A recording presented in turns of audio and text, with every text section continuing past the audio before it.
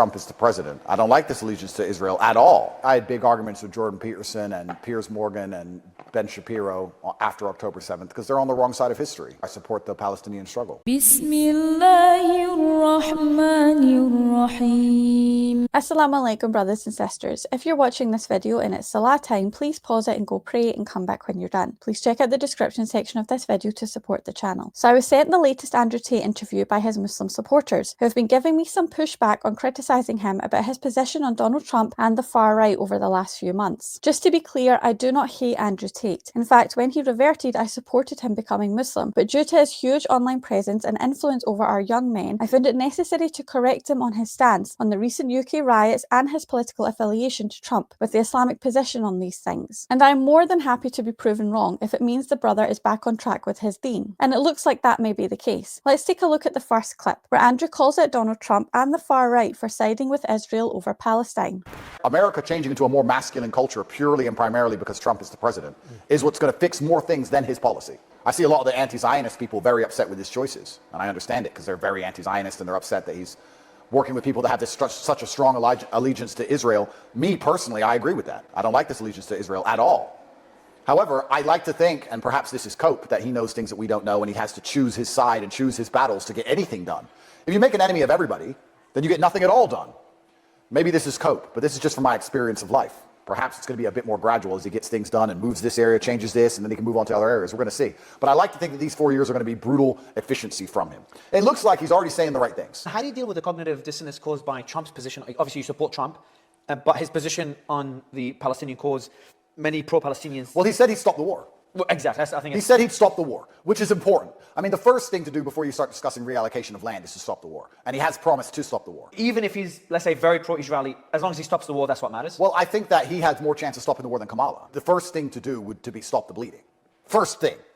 I'm not saying he's the perfect person. I don't know what he's going to do. I'm not saying he's going to provide. And you're allowed to disagree with many of his positions, and I'm allowed to disagree even if you like him. 100%. I still think he's the best person for America. You'd be an idiot to like everything he does. Well, a lot of people are idiots. I think a lot of the reason the American right support Israel is because they just like everything the American right do. The problem is with conservatives on the right wing is that they're just as stupid as the left. They're just as ideologically aligned as the left. The fact that I will sit here and agree that Gaza should be free and disagree with Israel, but then also agree with Russia and Ukraine is really remarkable, because if you find the Ukraine and Palestinian flags go together, they support the underdog. That's just how it is in their mind, because the liberals support the underdog in all things. They support the weakness because they're weak. So they support the Palestinian cause, which they're right on, and they support Ukraine, which they're wrong on. But they're just ideologically aligned to the underdog. And then you have the right-wing guys, the other people on the other side, who it's Israel, Israel, Israel. What's Israel ever done for you? Oh yeah, but the other guys are terrorists. Says who? The news? The news that you've been saying are fake, because you're the right wing. You've been saying fake news since 2016 when Trump said it, but when they say Israel's good, you believe that part. So you believe the parts of the news you want to believe, you don't think for yourself. So the right wing are just as bad as the left wing. So you have a whole group of people which are ideologically aligned completely 100% on both sides who don't want to think for themselves. It's very rare you have somebody who actually looks at each individual issue. That comes with problems. There's people inside the Republican Congress, there's people on the right wing who may not like me primarily because of that one stance. But yeah, the Gaza struggle and the struggle of the Palestinians is disgusting. And it's kind of amazing to me the cognitive dissonance between people on the right who believe their land should be for them and they're not happy to be ethnically replaced by minorities and they don't like illegal immigrants. But then they're pro-Israel. It's like, okay, well, that doesn't make sense to me. You said that your land should be defended. Well, they're defending their land, aren't they? Oh, no, they're terrorists. Well, one man's terrorist is another man's freedom fighter. I went all in. I made it very clear I support the Palestinian struggle. I do support that. I respect Andrew's renewed stance on this. It's the first time I've heard him speak about Trump in a nuanced way in context to Palestine. I am in no way a Kamala or Biden supporter. In fact, I think they are monsters that enabled Netanyahu to commit a genocide. And if I was to answer honestly, yes, I do think economically America will be stronger under Trump, as he has a proven track record of business success. But unlike Andrew, I don't hold any hope that Trump will stop the genocide in Gaza. I just don't trust someone who bows to Israel so publicly without questioning their horrific war crimes when we all see the video evidence. I really hope I'm wrong and Andrew's right. But one thing is for sure, it was good to hear Tate publicly declare he disagrees with Trump on Israel. And credit goes to the interviewer for asking this question, which most people normally shy away from. Also, credit where credit is due to Tate too. Andrew actually took the correct Islamic stance on left-wing and right-wing politics. These are man-made ideologies that are two sides of the the same coin. And people who are blindly following these political ideologies are displaying ignorance when they do so without any critical thinking that allows them to consider a middle ground or alternative option. I actually have the same stance on Russia and Ukraine as Andrew does. I think America funds both Israel and Ukraine and are instigating wars to serve their own political interests. I don't wish for anyone on any side to be harmed, but I will not blindly support any side due to conservative or liberal propaganda, as my religion is my moral gauge, not some warped Western political ideology. Ask yourself this: if the media lies for Israel, what makes you think they're not lying about Ukraine? Once again, it was great to hear Brother Tate call out the far right's hypocrisy of conveniently believing the mainstream media when Muslims are being harmed, but crying about fake news when defending Trump. Newsflash bigots, they lie about everything. Andrew further called out the far right's hypocrisy in their support for Israel, whilst demonising the Palestinians for defending their land from illegal settlers. Tate called this cognitive dissonance and a contradiction on the far right's part, comparing the Israeli occupiers to the illegal immigrants the far right cry about, as well as calling the far right hypocrites for saying they have the right to defend their land, while at the same time not recognising the Palestinians' right to defend theirs. I welcome Tate changing his stance and shunning the far right. It's a big difference from the summer. Let's look at the next clip where Andrew roasts Piers Morgan, Ben Shapiro and Jordan Peterson for being complicit in Israel's war crimes. The conversation around the Israel-Gaza war is kind of interesting to me because people have all these very detailed conversations and breakdowns of the history, and they talk about the laws and the times that the countries were formed, and we can do all of those things, and I understand why that's important. But the fact that you can see children being blown to pieces and not think that that should stop is remarkable to me. There is no but. Those are children getting blown to pieces by the most advanced weaponry on the planet. There is no but. And that's where I first fell out with people like Ben Shapiro, because he's saying, oh, Israel, Israel, Israel. I'm like, bro, stop calling for death, at least. Can we not agree that people shouldn't die? Can't we stop that? Oh, but Hamas did. That's not even what, I mean, that's actually such a pathetic argument. Oh, but Hamas did October 7th, and then you have to go back down through the whole history and everything of what happened, because it didn't start on October 7th. It started 50 years before that. We're talking about babies getting blown up today. But these people are too emotionally involved to understand that. And yeah, I had big arguments with Jordan Peterson and Piers Morgan and Ben Shapiro after October 7th because they're on the wrong side of history. Piers Morgan, I like his stance. He tries to be balanced as much as possible. Well, he tries after I set his ass straight, because when I was arguing with him, he wasn't balanced. He was sitting there pretending that what Israel was doing was completely acceptable. And I had to argue with him over it multiple times before he finally accepted that what they're doing is unacceptable. People like Jordan Peterson and Ben Shapiro have been calling for them to do what they've been doing all this time, and they still think it's acceptable. And they're going to have to answer to the Creator in the end, because to sit behind your desk and call for the destruction of children is something that is so heinous. Your heart must be so black. I don't understand how these people even function. And especially what's annoying about it to me is that these people have never even seen violence themselves. You know, when you've seen violence, you kind of understand it at a more intrinsic level. That's why the people who call for war are the people who don't go to war. Ben Shapiro sits behind his little desk on his booster seat telling everyone who to fight all the time. He's never fought anyone in his life ever. He's a pussy. He won't even have a boxing match. He's a bitch, and he's talking about who should get shot in the head. Fuck him. When he said, after October 7th, I think it was October 8th, when he said we need to go and kill them all, when there was negotiations with Hamas on October 8th or 9th, he said no negotiations, kill everyone in Gaza. Like a genocidal maniac, like most Zionists are. Everyone in Gaza? Something like that. No negotiations, kill everybody, teach them a lesson, some crap. And I said, as someone who's done his own fighting, let me promise you, peace is always worth a discussion. That's what I replied. As someone who's done his own fighting, that's the key difference between me and you, Ben. I've done my own fighting. You've never done any. And that offended him deep in his heart because he's such a tough guy on Twitter. Ben Shapiro is the toughest man in the world on Twitter. But he does that to compensate for the fact that in the real world he's a pussy, and everyone knows he's a pussy. And this is the problem about insecure people or people with small man syndrome, especially on Twitter or with foreign policy, because they don't have to do the fighting themselves and they want to prove that they're a tough guy. They're actually tyrannical and psychopathic. People who have done their own fighting aren't that way. On October 8th, I said this is a genocide. On the 8th, when nobody else said it. October 8th, I was arguing with Ben Shapiro and Jordan Peterson. You can see it all on Twitter. I argued with Piers on the 11th of October, I believe.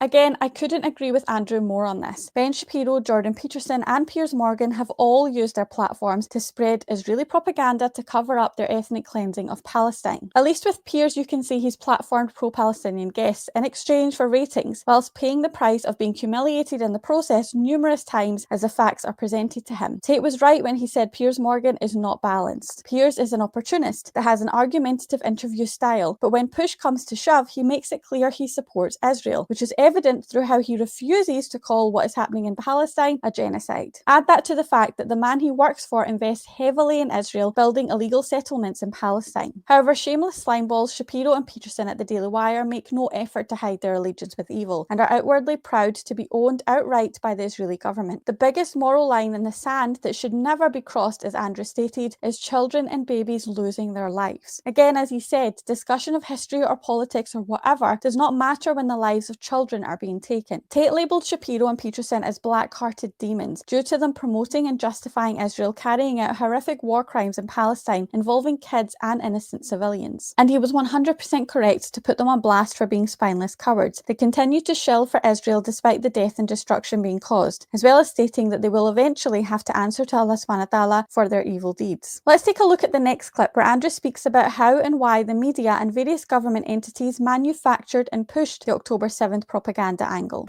Do I condemn October 7th? Do I condemn violence? It's such a loaded, stupid question. I'm going to tell you why. To say that I condemn October 7th in and of itself as an individualized event throughout a 70-year history of endless events. Every single day was an event. One child dying, getting shot in the head by the Israeli army because the snipers were having fun is an event. We may not know what day it was. We may not know the name of that kid, but it's been happening for 70 years. Every single day was an event. We talk about the one day that the news decided to highlight because it fits their agenda, because the wealthy Jews and bankers own everything. So it fits their agenda. So we talk about this one specific day. To choose one day and pluck it out of this entire saga and condemn that one particular part without context is asinine. It doesn't even mean anything. And then to condemn the idea of violent resistance to violent oppression is also asinine. What do we expect people who have been suppressed for 70 years, losing their land and being violently attacked to do? Kumbaya? Is that what we expect? Endless kumbaya as they get marched off the cliff like lemmings? It's natural inside of the human spirit to resist oppression. That's what I do. That's the reason I have a brand at all. And my oppression is resisting the lies of the Matrix, let alone resisting an occupying army that killed my family members. And we're going to sit and say that these people on October 7th are so heinous, they must be condemned because they violently acted against an endless violent oppression. I don't think that even makes any sense. That's illogical. The fact that they can't win the fight and they still feel forced to act shows how oppressive and disgusting the regime is in the first place. If a small little girl attacks a full-grown big man, something big must be going on because she can't win that fight. So why is she even doing it? She must be desperate because she stands no chance. Are we going to condemn her? Or are we going to ask why she felt the need to attack that man in the first place? Maybe he's been sexually abusing her for years. But no, let's forget the sexual abuse. Let's forget the fact he beats her mother. Let's forget all that. And let's condemn this 6-year-old because she scratched the big man. Let's condemn. And then the big man's repercussion, which is completely disproportionate and disgusting. Let's pretend that that's acceptable because of this one day that we're all condemning. This is a fucking psyop. That is a psyop. Talk about this one little part and use it as an excuse for everything else. It is a psyop. And I refuse to play the game. That's why I refuse to condemn it. Because I refuse to play the stupid game. The general consensus of the psyop was to try and get everybody to condemn what Hamas did on October 7th, to try and explain away the genocide which took place afterwards. And it worked for a while. But the genocide's gone on for over a year now. They use the media and they line things up so that they can use the judicial system to then have the public support their public attack or their lynching of a person. They use the media to set up what they're going to do. The way they came after October 7th, the way the media started talking about how October 7th is the worst thing that's ever happened, I knew that the repercussions for that day were going to be disproportionate. I knew it. By the way, they were setting it up in the media, or they wouldn't have mentioned it at all. There's been violence in Gaza and Israel for the last 70 years. They barely talk about it. They don't care. The fact they jumped all over October 7th and made a big deal of it was only to lay the ground for their genocide. That was clear. That's obvious. I couldn't have said it better myself. Tate was spot on when he said, what about all the October 7ths on the Palestinian side for the last 70 to 80 years that are being ignored as if they didn't happen? He correctly exposed the seedy agenda behind the mainstream media's marketing of October 7th as if it was a standalone event, whilst completely ignoring the context of the last 8 decades of oppression and violence committed by the Israelis. Tate came out with a brilliant phrase calling out the media's deliberate lack of impartiality by saying it is disgusting that they can condemn Palestinian violent resistance instead of Israeli violent oppression. Tate's analogy comparing Palestine fighting back against Israel as being on par with a little girl fighting back against a grown man who is her abuser is as accurate as it gets. This is a grown-up and classy side of Tate I can get behind. More of this please, Andrew, and well done for using your voice for standing up for our oppressed brothers and sisters whilst exposing the evil of the wrongdoers. Let's look at the last clip where Andrew speaks about his reversion to Islam and being Muslim. When you converted to Islam, I genuinely thought, like listening to you, it was a strategic step to reach that audience. Well, it alienated me with the right, so I wouldn't say there's much strategic about it. It got me a lot more trouble than it gained. So you were initially, I don't know, atheist or just not religious, and then you became Christian, and then you converted to Islam. I don't think I ever really truly became Christian. I just started to believe in God, and I was born in a Christian country. But do you believe there is one creator, and do you believe the Qur'an is the word of God? Where do you stand in Islam? I felt God when I was in Islamic countries, and I feel happy when I am a Muslim. I feel it. I don't want to logically explain it. I have to be careful what I say because also I'm a new revert and I'm not as versed as some other people. But I'm telling you that I feel a certain way in Islamic nations. Is there a possibility that you might not believe in all aspects of Islam? And I'd ask you the same questions if you're a Christian. I don't know all aspects of Islam. I've read the Quran multiple times. I still don't know all aspects. That's the thing that's so difficult about religion. And especially as I'm not a native Arabic speaker as well. There's so many things to learn. I don't think you know all aspects of a religion ever. That's why it's a lifelong study. I mean, I could sit and talk at length about how I think it benefits a society, how I believe Islamic societies function. And religion in general. And I could talk about what I find appealing about the Islamic religion. I could talk about all of those things, but that's not actually anything to do with my own personal decision. My personal decision was how I felt. I was atheistic. Then I understood there must be a God. I don't think I ever truly became Christian. I was just living in a Christian country and was born in a Christian country. Now you're truly... And then I decided to do some research and study, and I found Islam. Again, well done to the interviewer for asking the question about whether or not Tate's reversion was a marketing tactic. I believe Andrew when he says he genuinely is Muslim, because think about it. What advantage does it give him, except in a spiritual sense, to publicly announce his reversion to Islam? Islamophobia and anti-Muslim discrimination are higher than ever. He would gain more acceptance and publicity on a mainstream level if he were to pledge allegiance to Judaism or even Christianity. I was surprised to hear him say that he was never a Christian, and I'm glad that after carefully seeking God, he came to the correct conclusion that Islam is the only true religion. Alhamdulillah, the brother said he feels happy being a Muslim. Also credit to Andrew for his honesty when he said he doesn't know all the aspects of Islam, hence why Islam is a lifelong learning process, which is the correct Islamic answer. I was impressed by this interview. It was very mature. It reminds me of when he first reverted. May Allah subhanahu wa ta'ala guide him and increase his iman, and inshallah he continues his dawah by setting a good example for others. Thank you for watching. Make sure to join my free Telegram group via the link in the description, where we as Muslims can speak freely and without censorship about issues like this. And remember to like, subscribe and become a channel member for access to exclusive content. Until next time, inshallah, Jazakallah khair. Allahu Akbar, Allahu Akbar, Allah.